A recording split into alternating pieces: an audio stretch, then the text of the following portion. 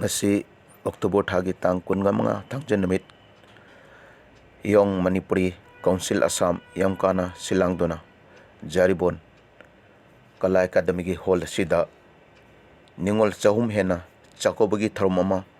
pangtuk tuna sem saduna loikre mineng tamina se thank you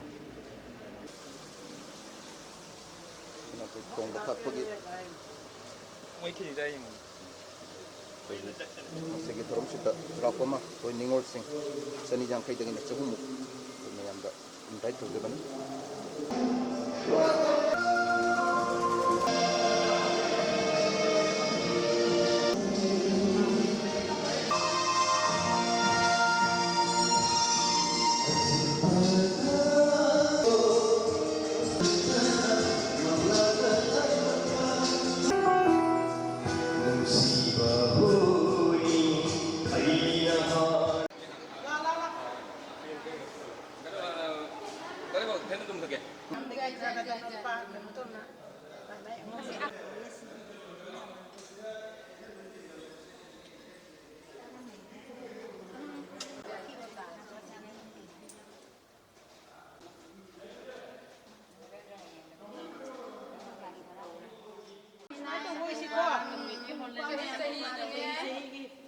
Bagin sinabamay sa yung hanggat pa.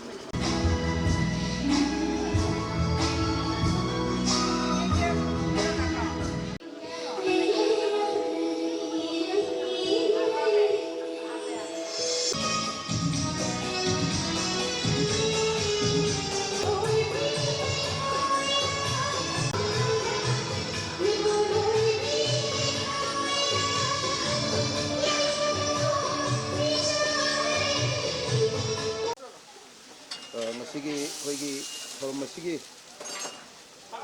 jaribon gi ningol sagob gi thorom masida ahan boy na ngasigi nauna hangba sama catering jaribon sama catering da mayam contact to bidau khaitara gi khudong chana wi namukta khaitara gi ya thapuk thorom da mayam sama catering da contact to biduna mayam gi tong thap gi dong chabadu love you contact number mayam da hajik khangan jage contact number amta hairo 9435 106 997 9435 106 997 makada iriba number sida mayam contact tabure Sarma Catering Jaribon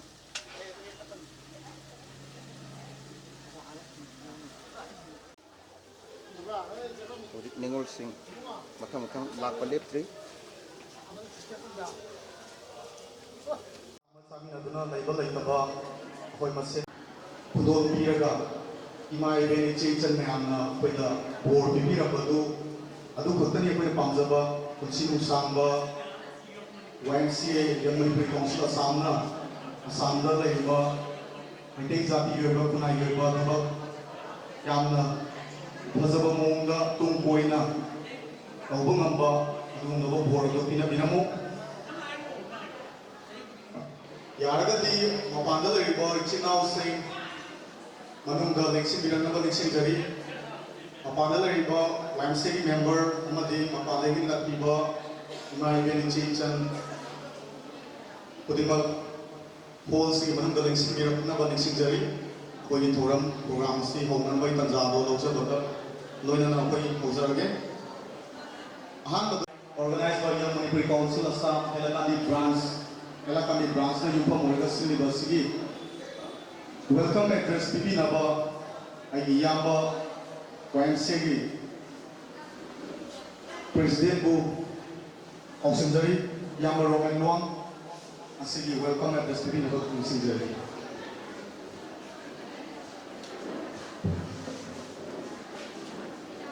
ꯊꯥꯒꯠꯆꯔꯤ ꯃꯁꯤꯒꯤ ꯑꯩꯈꯣꯏꯒꯤ ꯌꯥꯡꯉꯩꯒꯤ ꯃꯔꯤ ꯄꯥꯟꯕ ꯑꯅꯤꯁꯨꯕ ꯑꯩꯈꯣꯏꯒꯤ YMCA ꯌꯥꯡꯈꯥꯒꯤ ꯏꯆꯤꯜ ꯏꯅꯥꯎꯁꯤꯡꯅ ꯁꯤꯟꯕꯤꯔꯤꯕ ꯄꯤꯖꯔꯤꯕ ꯑꯩꯈꯣꯏꯒꯤ ꯅꯤꯉꯣꯜ ꯆꯥꯛꯀꯧꯕꯒꯤ ꯊꯧꯔꯝꯁꯤꯗ ꯅꯝꯗꯥꯝꯗꯒꯤ ꯂꯩꯈꯤꯄꯨꯔꯗꯒꯤ ꯇꯥꯃꯡꯒꯥꯗꯒꯤ ꯁꯨꯡꯉꯥꯏꯗꯒꯤ ꯈꯨꯃꯟꯗꯒꯤ ꯑꯃꯗꯤ ꯑꯇꯩ ꯑꯇꯩ ꯑꯩꯈꯣꯏꯒꯤ ꯕ꯭ꯔꯥꯗꯒꯤ ꯃꯐꯝ ꯃꯌꯥꯝꯗꯒꯤ ꯂꯥꯛꯄꯤꯔꯤꯕ ꯏꯃꯥ ꯏꯪꯈꯣꯜ ꯑꯩꯈꯣꯏꯒꯤ ꯏꯆꯦ ꯏꯆꯜ ꯈꯨꯗꯤꯡꯃꯛꯄꯨ YMCA ꯃꯥꯏꯀꯩꯗꯒꯤ ꯇꯥꯛꯅ ꯉꯥꯎꯖꯔꯤ ꯂꯣꯏꯅ ꯄꯟꯖꯥꯕꯤ ꯃꯁꯤꯒꯤ ꯑꯩꯈꯣꯏꯒꯤ ꯈꯨꯟꯒꯤ ꯂꯥꯛꯄꯤꯔꯤꯕ ꯑꯩꯈꯣꯏꯒꯤ ꯏꯆꯦ ꯏꯆꯜꯁꯤꯡ ꯏꯃꯥ ꯏꯪꯈꯣꯜ ꯈꯨꯗꯤꯡꯃꯛꯄꯨ YMCA ꯃꯥꯏꯀꯩꯗꯒꯤ ꯇꯥꯛꯅ ꯉꯥꯎꯖꯔꯤ ꯂꯣꯏꯅ YMCAꯒꯤ ꯑꯦꯗꯚꯥꯏꯖꯔꯁꯤꯡ ꯑꯃꯗꯤ ꯑꯦꯛꯖꯤꯀ꯭ꯌꯨꯇꯤꯚ ꯃꯦꯝꯕꯔꯁꯤꯡ ꯑꯃꯗꯤ ꯑꯇꯩ ꯑꯇꯩ ꯂꯩꯔꯤꯕ ꯅꯥꯒꯁꯤꯡ ꯈꯨꯗꯤꯡꯃꯛꯄꯨ YMCAꯒꯤ ꯃꯥꯏꯀꯩꯗꯒꯤ ꯇꯥꯛꯅ ꯉꯥꯎꯖꯔꯤ ꯃꯈꯥ ꯇꯥꯕꯁꯦ ꯑꯗꯨꯝ ꯁꯤꯟꯅꯖꯒꯦ ꯑꯩꯈꯣꯏ ꯏꯅꯥꯎꯁꯦ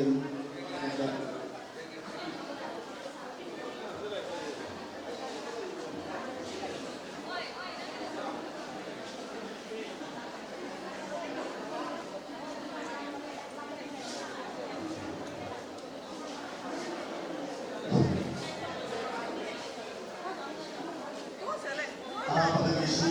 ꯂꯩꯕꯤꯔꯛꯄ ꯏꯆꯦ ꯂꯧꯖꯒꯦ ꯑꯁꯤꯒꯤ ꯄ꯭ꯔꯣꯒ꯭ꯔꯥꯝꯁꯦ YMCAꯒꯤ ꯂꯦꯗꯔ ꯌꯥꯎꯕ ꯑꯗꯨꯒꯨꯝꯕ ꯊꯧꯔꯝꯅꯤ ꯍꯟꯗꯛ ꯑꯁꯤꯅ ꯃꯃꯥꯡ ꯆꯍꯤꯅ ꯑꯩꯈꯣꯏ ꯁꯣꯃꯥꯏ ꯆꯥꯛꯄꯗ ꯄꯥꯡꯊꯣꯛꯆꯈꯤ ꯍꯟꯗꯛꯅ ꯍꯦꯂꯥꯀꯥꯟꯗꯤ ꯕ꯭ꯔꯥꯟꯁꯅ ꯌꯨꯝꯐꯝ ꯑꯣꯏꯔꯒ ꯄꯥꯡꯊꯣꯛꯆꯕꯅꯤ ꯃꯊꯪ ꯆꯍꯤꯅ ꯂꯛꯈꯤꯄꯨꯔ ꯕ꯭ꯔꯥꯟꯁꯅ ꯌꯨꯝꯐꯝ ꯑꯣꯏꯔꯒ ꯄꯥꯡꯊꯣꯛꯆꯒꯅꯤ ꯊꯧꯔꯝ ꯄꯔꯤ ꯃꯈꯥ ꯆꯠꯊꯔꯛꯄ ꯑꯣꯏꯅ ꯃꯊꯪ ꯑꯁꯤꯗꯤ ꯑꯩꯈꯣꯏꯒꯤ YMCAꯒꯤ ꯑꯦꯗꯚꯥꯏꯖꯔ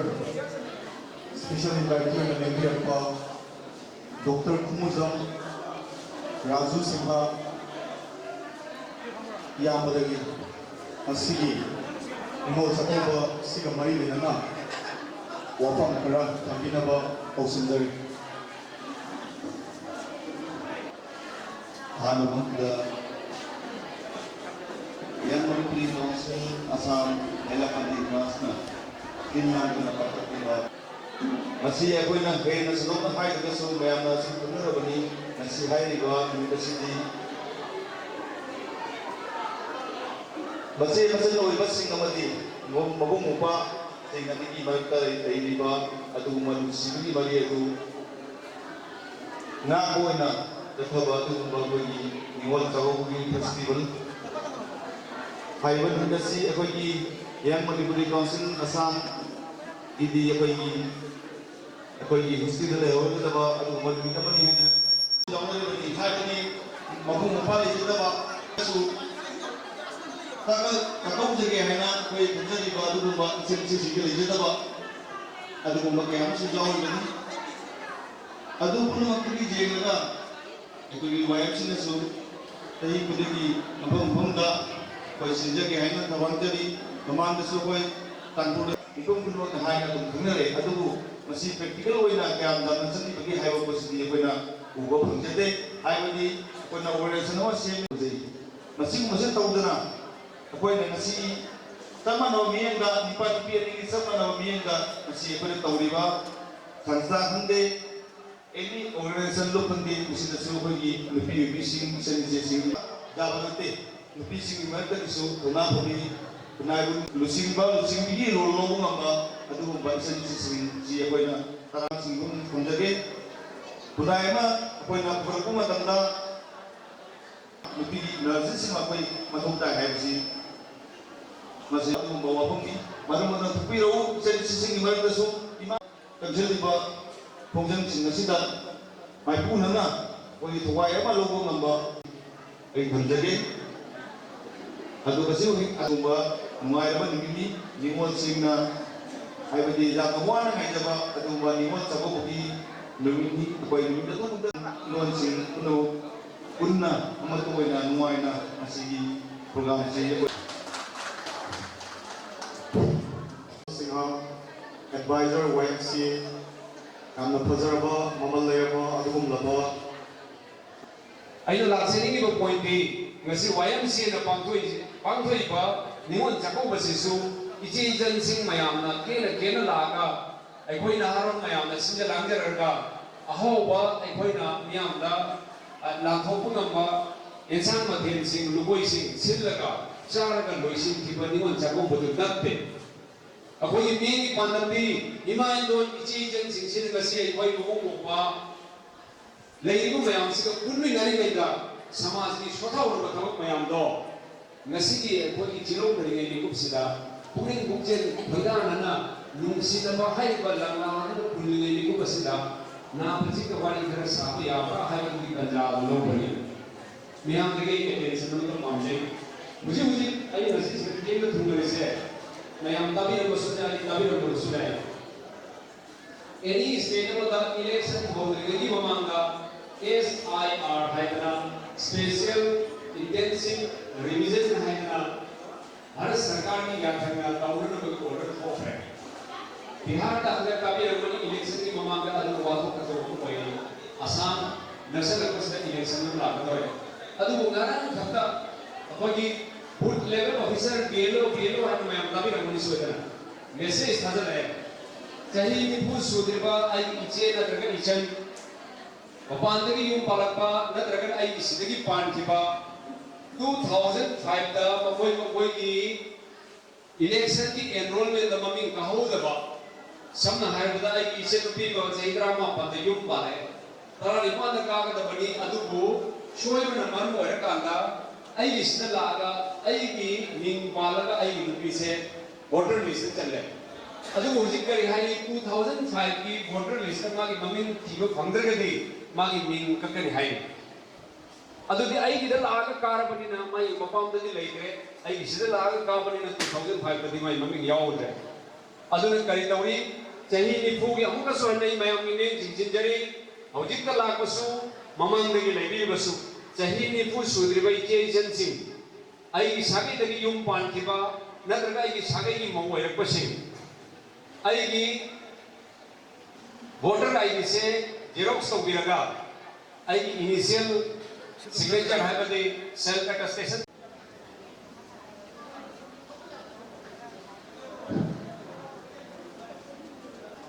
सी वक्सिंग की मरिनी पानबा थांगजन निमित की जायफरबा निमित कम मरी लेना निगोल चाको बगी कौरव इमाइंदोल इचे इचन इबुंग इपासिंग मरोइना वेसिगी थौरम सिबु मपुंफा यंग मणिपुरी काउंसिल आसाम की खुदिंग मक्कु अयहाबना इकाय पुंगनबा उत्सरी नुसिबा फोंदोकजरी ममा इकोना लेपा ngamgadabase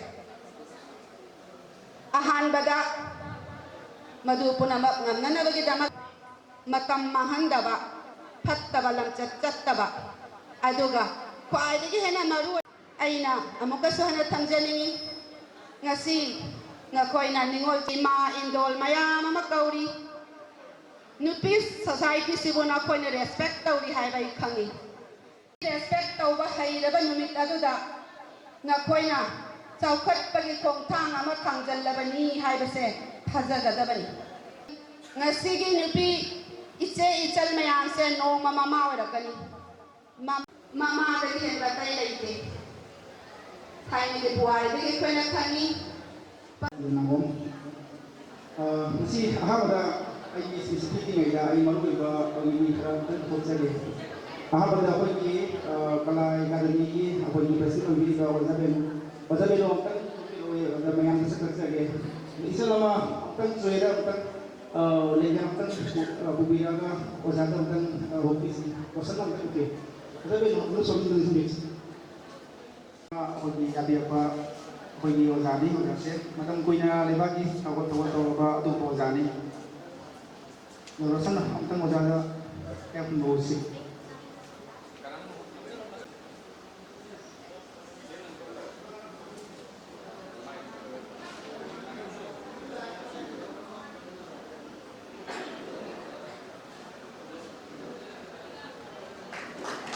ꯊꯥꯒꯠꯆꯔꯤ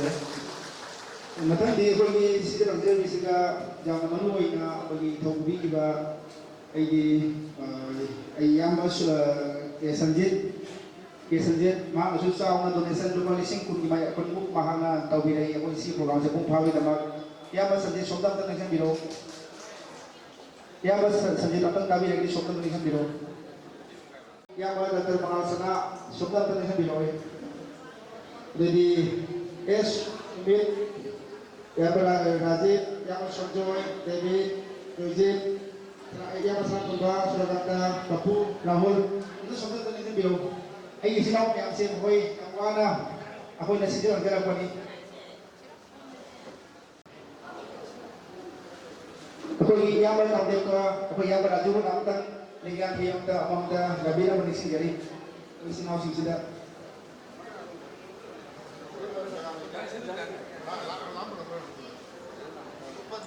ꯏꯌꯥꯝꯕ ꯁꯣꯟꯖꯣꯏꯁꯨ ꯑꯝꯇ ꯅꯤꯡꯁꯤꯡꯕꯤꯔꯛꯎ ꯏꯌꯥꯝꯕ ꯔꯥꯖꯨ ꯑꯃꯗꯤ ꯏꯌꯥꯝꯕ ꯅꯥꯎꯗꯦꯞꯅ ꯄꯣꯛꯄꯤꯅꯕ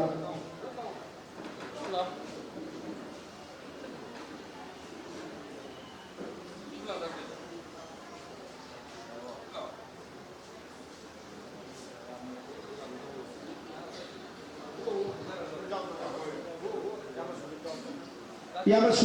ꯁꯨꯃꯤꯠꯇꯣ ꯃꯌꯨꯝꯗ ꯆꯠꯈꯤꯕ ꯃꯥꯜꯂꯦ ꯑꯉꯥꯡ ꯅꯨꯡꯊꯤꯜ ꯏꯌꯥꯝꯕ ꯁꯟꯖꯤꯠ ꯑꯩꯈꯣꯏꯒꯤ ꯖꯥꯔꯤꯕꯣꯟ ꯕ꯭ꯔꯥꯟꯁꯀꯤ ꯑꯦꯗꯚꯥꯏꯖꯔꯅꯤ ꯃꯥꯒꯁꯤ ꯕ꯭ꯂꯣꯛꯀꯤ ꯑꯩꯈꯣꯏ ꯑꯣꯐꯤꯁꯥꯔ ꯑꯃꯅꯤ ꯃꯥꯁꯨ ꯑꯩꯈꯣꯏ ꯏꯌꯥꯝꯕ ꯁꯟꯖꯤꯠꯇ ꯑꯃꯨꯛꯇꯪ ꯂꯩꯉꯥꯛꯇ ꯅꯪꯕꯤꯅꯕ ꯈꯟꯖꯔꯤ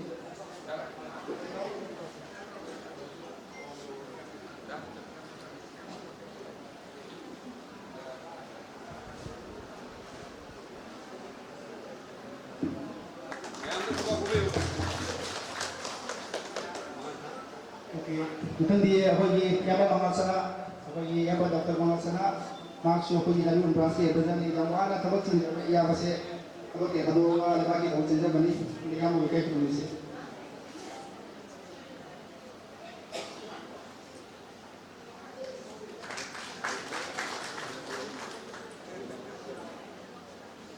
ꯃꯊꯪꯗꯤ ꯏꯌꯥꯝꯕ ꯁꯣꯟꯖꯣꯏ ꯑꯩꯈꯣꯏꯒꯤ ꯌꯥꯝꯀ ꯁꯦꯟꯇ꯭ꯔꯦꯜ ꯀꯃꯤꯇꯤꯒꯤ ꯑꯦꯗꯚꯥꯏꯖꯔ ꯃꯍꯥꯛꯄꯨꯁꯨ ꯀꯩꯒꯨꯝꯕ ꯅꯤꯡꯁꯤꯡꯖꯔꯤ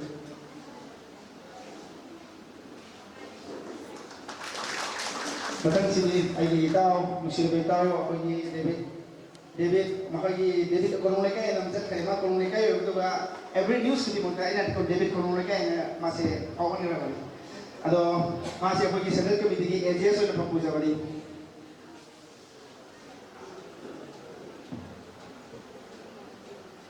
ꯃꯊꯪꯁꯤꯗꯤ ꯑꯩꯈꯣꯏꯒꯤ ꯏꯅꯥꯎ ꯖꯣꯏꯖꯤꯠ ꯑꯩꯈꯣꯏꯒꯤ ꯗꯥꯏꯔꯣꯜ ꯕ꯭ꯔꯥꯟꯁꯀꯤ ꯄ꯭ꯔꯦꯁꯤꯗꯦꯟ ꯑꯣꯏꯔꯤꯕ ꯏꯌꯥꯝꯕ ꯀꯥꯎꯟꯇꯦꯟ ꯑꯃꯇ ꯍꯨꯞꯄꯤꯅꯕ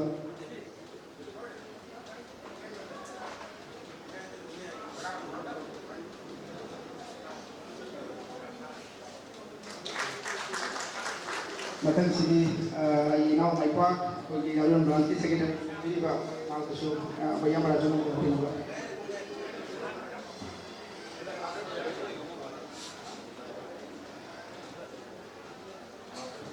ꯃꯊꯪꯁꯤꯗꯤ ꯑꯩꯒꯤ ꯏꯅꯥꯎ ꯔꯥꯍꯨꯜ ꯑꯩꯈꯣꯏꯒꯤ ꯗꯥꯏꯔꯣꯜ ꯕ꯭ꯔꯥꯟꯁꯀꯤ ꯑꯦꯛꯖꯤꯀ꯭ꯌꯨꯇꯤꯚ ꯃꯦꯝꯕꯔ ꯑꯣꯏꯕꯤꯔꯤꯕ ꯃꯍꯥꯛꯇꯁꯨ ꯑꯩꯈꯣꯏ ꯔꯣꯁꯅꯤꯔꯣꯝꯅ ꯍꯨꯞꯄꯤꯅꯕ ꯅꯤꯡꯁꯤꯡꯖꯔꯤ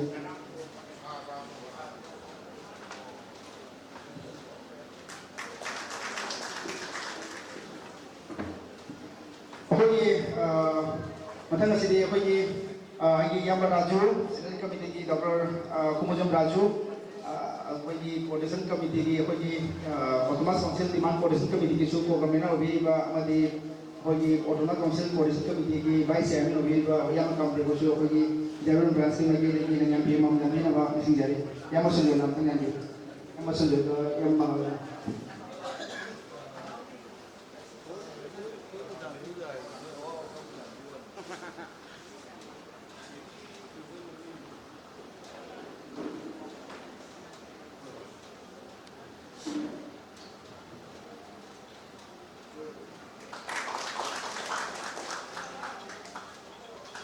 ꯑꯩꯈꯣꯏꯒꯤ ꯃꯊꯪꯁꯤꯗꯤ ꯑꯩꯒꯤ ꯏꯃꯥ ꯃꯩꯒꯤꯗꯒꯤ ꯑꯣꯏꯅ ꯑꯩꯈꯣꯏꯒꯤ ꯂꯝ ꯇꯥꯕꯤ ꯂꯥꯛꯆꯔꯤꯕ ꯄꯤꯔꯤꯕ ꯑꯩꯒꯤ ꯑꯣꯜ ꯑꯁꯥꯝ ꯑꯩꯈꯣꯏꯒꯤ ꯀꯣꯑꯣꯔꯗꯤꯅꯦꯁꯟ ꯀꯃꯤꯇꯤ ꯃꯌꯥꯝꯒꯤ ꯀꯣꯑꯣꯔꯗꯤꯅꯦꯁꯟ ꯀꯃꯤꯇꯤꯒꯤ ꯏꯃꯥ ꯑꯔꯣꯅ ꯑꯩꯈꯣꯏꯒꯤ ꯃꯇꯝ ꯈꯨꯗꯤꯡꯃꯛꯇ ꯄꯨꯟꯅ ꯆꯠꯃꯤꯟꯅꯕ ꯏꯃꯥ ꯑꯔꯣꯅꯥꯕꯨ ꯑꯩꯅ ꯑꯩꯈꯣꯏꯒꯤ YMCAꯒꯤ ꯌꯥꯔꯤꯕ ꯕ꯭ꯔꯥꯟꯁꯀꯤ ꯂꯩꯉꯥꯟ ꯐꯤ ꯑꯃ ꯌꯥꯝꯕꯤꯅ ꯅꯤꯡꯁꯤꯡꯖꯔꯤ ꯌꯥꯝꯕꯗꯤ ꯑꯃ ꯁꯣꯟꯗꯣꯏ ꯑꯝꯇ ꯑꯩꯈꯣꯏ ꯏꯃꯥꯒ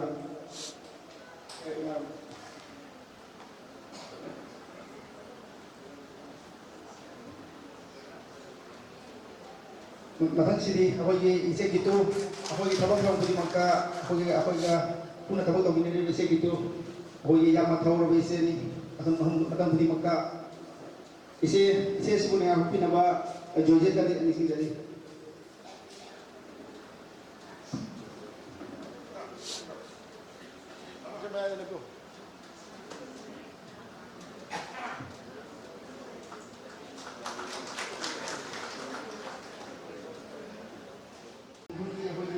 yang masalah tu saya tahu bahwa apa yang mana tu mana ada orang magi kudu tapi di situ dengan dulu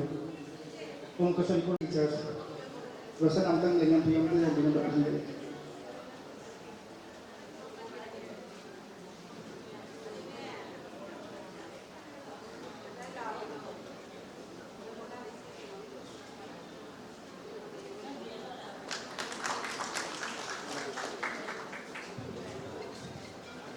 Matan sidi apoy ima komlawati amadi ima kunjawati apoy namla piliba yase apoy jalan branch ki nagi de jalan mamde nandina ko sing jare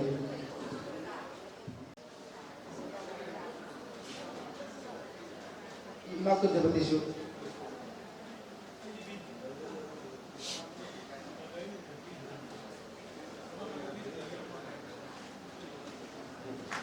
Matan sidi ayi wazara makanta apoy su advisor biliba legal advisor biliba amadi apoy autonomous coordination committee ki su vice chairman biliba dengan PM tu dan biliba sing jare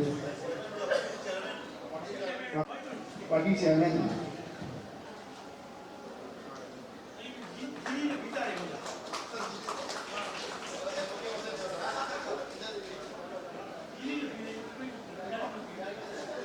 apoy ayi nuksira yama subit kemudian yang mana kita menjadi biasa. Yang masih bila koi dari orang branch koi advisor koi nampak koi bani. Yang masih dah orang yang pihak ama yang bina bawa koi yang mana juga mesti jadi. Yang mana?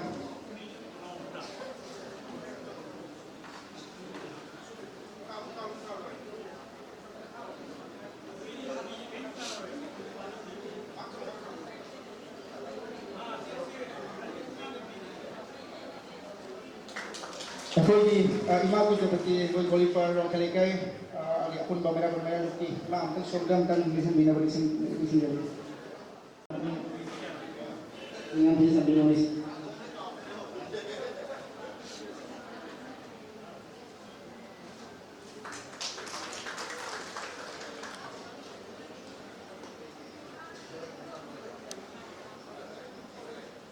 dari pun mereka bagi pun mereka bagi presiden bagi ima dimulai akan dengan dia yang bina dan segi menjadi jadi ima dimulai itu suatu topi loh ima dimulai sama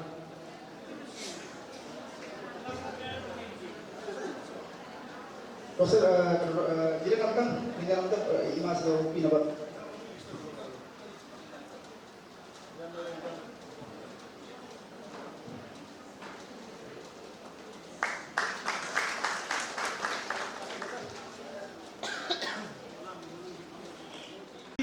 Dr. Puspita Singhu ikai khungna bi damakta agi nuksiraba Young Manipuri Council of Assam ki President agi nuksiraba Nahom Roman Luangna masih kibili sida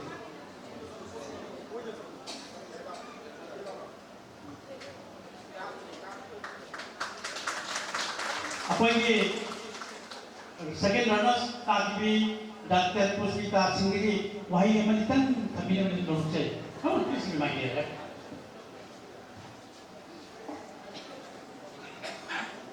타가짜리 어자라 만났다고 양 파제나 다시 이건 작업과 YMCA나 인바이트 거는 애운다 옵션이 이런 애운다 폰 인바이트 거니 양 누가이제 아한 바이나 시 야우려버니 이건 작업과 I 칼리 마탄도 시다버니 and I wish 마탄도 시다 파제나 암해 자우나 YMCA को है अमुखे जागरूक ना तो वो ये अपने निवास जागरूक जैसे कोबा हम जब I wish for them and pray for them. Thank you. asi hall siga sinbi gadwa male aduna matang asida morning session ko ayuki program asi loisale akhada bada kai singcha matung da koi khudol tamana chingba loina na isai nongmai gi thorom program makha ta sa jagani hai bado MC mai kai di mai kai gi thomjai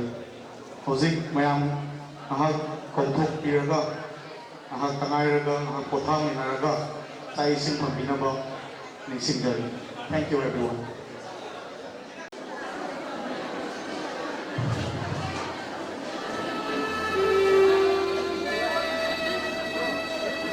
Hãy subscribe cho kênh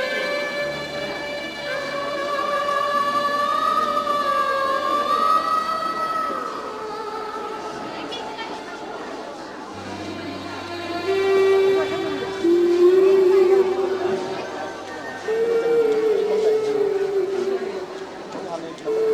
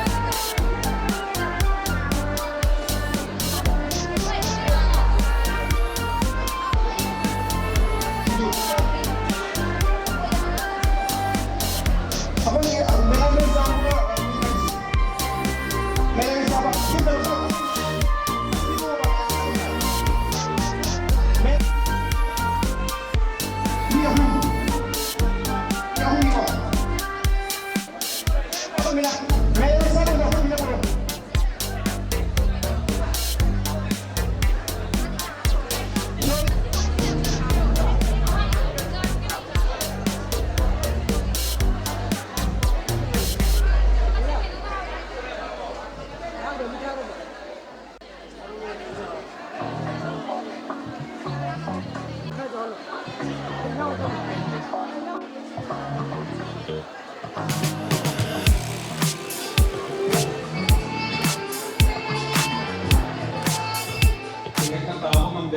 adubu aizin dinba dari mon gikara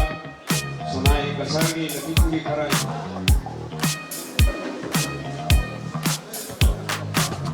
dinba dari sai kucing jana juga nau sanat koma nau sumi atau ini nau dari kudu koma konjekata jadi jadi sendiri masuk jadi sendiri kisu ekoi yang kali kayak jadi banyak bersuara untuk koina nanti ini kayaknya kalau untuk menjadi kayak mau berumur deh ekoi yang main lagi nanti kalau untuk polisi ambil itu karena son berapa ini mereka ini untuk berdoa kami nak mana yo yang mana ini main mana mana masih untuk polisi hai dan nama koi sembilan lima yang bagi sini nau sing nau tu mana biu mana yang kesu